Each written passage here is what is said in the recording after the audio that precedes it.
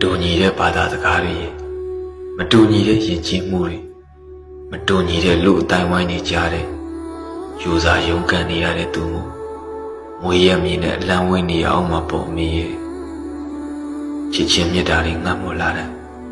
မိသားစုဓာတ်ပုံလေးကိုထိုးကြည့်ရတာအမို့နေမကောင်းဖြစ်တာအမေပျော်တိုက်ခဲ့မှုတဲ့စေခါခါလေးတွေကိုလွမ်းလိုက်တာဒီနိုင်ငံရဲ့မြတ်တာတရား